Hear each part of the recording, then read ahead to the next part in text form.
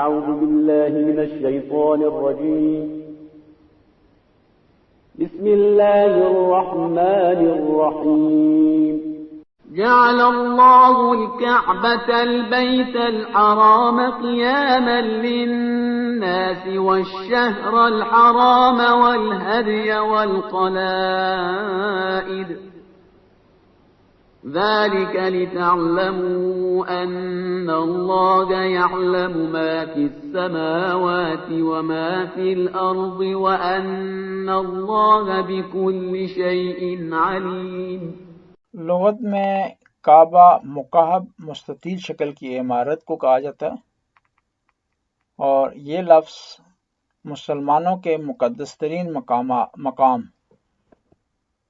بیت اللہ کے لیے استعمال کیا جاتا ہے، اور یہ عمارت بھی کیونکہ مستطیل شکل کی ہے اس لیے کعبہ کہا جاتا ہے، اور یہ مسجد حرام میں ایک مشہور و معروف جگہ کا نام ہے، اور یہ مسلمانوں کا دوسرا قبلہ ہے، اور ہر مسلمان پر زندگی میں ایک دفعہ استطاعت کی صورت میں اور باقی شرائط کے ساتھ یہاں آنا ضروری ہے۔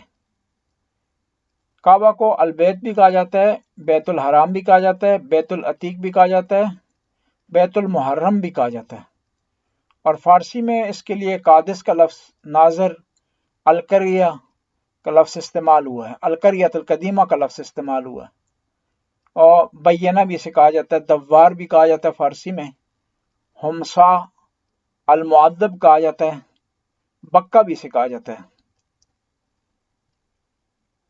کعبہ کو اسلام میں بہت بڑا مقام اور بہت بڑی منزلت حاصل ہے۔ قرآن میں ہے ان اول بیت وضع للذی ببکۃ مبارکا وہدی للعالمین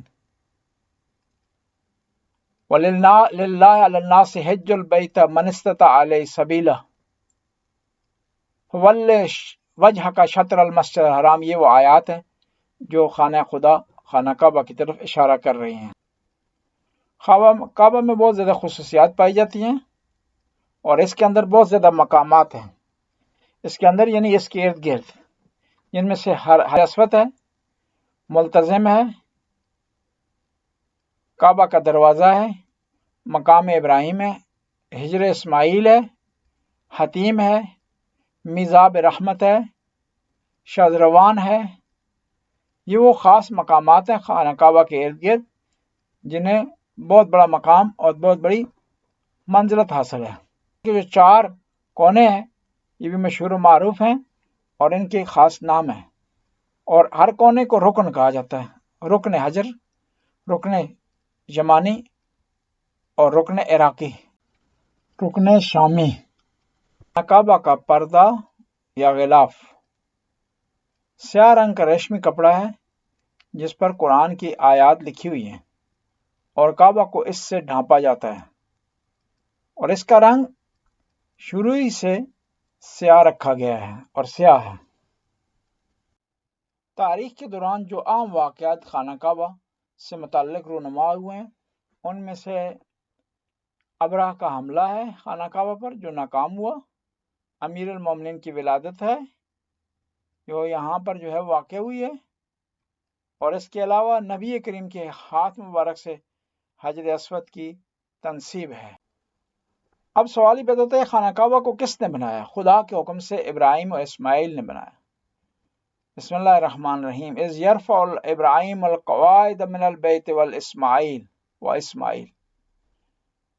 لیکن سب سے پہلے خانہ کعبہ کو جس نے تعمیر کو حضرت آدم تھے، پھر زمانہ گزرنے کے ساتھ اس میں تبدیلیاں آتی رہیں، اور پھر مشہور و معروف یہ ہے کہ حضرت ابراہیم اور اسماعیل نے بنایا خانہ کعبہ کو، اور اس کے بعد بھی خانہ کعبہ کئی دفعہ تعمیر ہوا ہے۔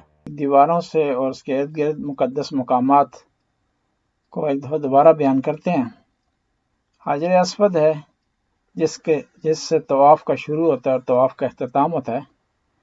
دروازہ خانہ کعبہ کا جو حجر اسود کے قریب ہے، میزاب الرحمہ پر نالہ رحمت کا جو اوپر نظر آ رہا ہے، شاذروان ہے یا شاذروان ہے، یہ خانہ کعبہ کی دیوار کو سائیڈوں سے تھوڑا سا بھرا گیا ہے اور یہ سائڈوں کی جو تھوڑی اونچائی ہے اسے شادروان کہتے ہیں۔ حجر اسماعیل اس چھوٹی سی دیوار کو کہتے ہیں جو خانہ کعبہ کے ارد گرد ہے، دو کونوں کے درمیان ہے، اور اس کے درمیان حضرت اسماعیل اور حاجرہ دفن ہے، اور اس میں جو ایریا اندر اس کو حجر اسماعیل کہتے ہیں، اور اس کے ارد گرد چھوٹی سی جو دیوار آپ کو نظر آتی ہے اس کو حتیم کہتے ہیں۔ ملتزم حجر اسود اور خانہ کعبہ کے دروازے کے درمیان کے ایریا کو کہتے ہیں، اور ملتزم اس لیے کہا جاتا ہے کہ پناہ گاہ ہے، کہ اگر یہاں پر انسان کھڑے ہو کر دعا مانگے یا یہاں پر گڑ گڑا کر رو اس کی دعا قبول ہوتی ہے۔ مقام ابراہیم یہ خانہ کعبہ سے تھوڑے سے فاصلے پر ایک آپ کو بتی سی نظر آتی ہے، اور یہ وہ جگہ ہے جہاں حضرت ابراہیم نے کھڑے ہو کر خانہ کعبہ کی تعمیر کی۔ رکن حجر الاسود، رکن حجر الاسود یہ وہ کونا ہے جس میں حجر اسود نصب شدہ ہے۔ رکن یمانی، رکن شامی، رکن عراقی، یہ دوسرے کونوں کے نام ہیں۔ اس کے علاوہ خانہ کعبہ کا پردہ ہے اور خانہ کعبہ کی چھت ہے، تو یہ چیزیں مشخص اور معین ہیں، تفصیل دینے کی زیادہ ضرورت ہے۔ اس کے علاوہ 2-3 نقطوں کی طرف اشارہ کرنا ضروری ہے۔ بعض جو ہے وہ خانہ کعبہ کے ارد گرد مقامات ایسے ہیں جن کی ڈیفینیشن میں اختلاف پایا جاتا ہے، جن میں ملتزم ہے اور حتیم ہے۔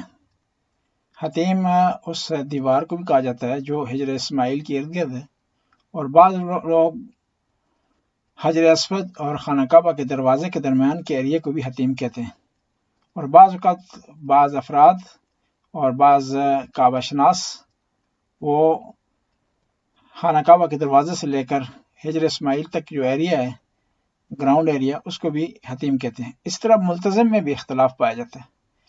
اس کے علاوہ خانہ کعبہ کے اور جو عام جگہیں ہیں ان میں سے ایک زمزم کا پانی ہے، اب اس کی جگہ مشخص اور معین نہیں ہے، پہلے مشخص اور معین تھی، اور پھر مطاف ہے۔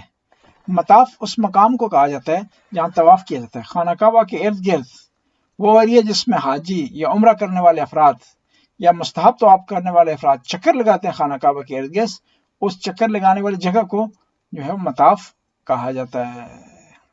پھر اس کے علاوہ خانہ کعبہ کے ارد گرد تھوڑے فاصلے پر مسجد حرام سے ملی ہوئی جگہ ہے جو صفا اور مروہ کے نام سے مشہور ہے۔ ان الصفا والمروہ من شعائر اللہ ومن حج البیت او اعتمر فلا جناح علیہ یطوف بہما۔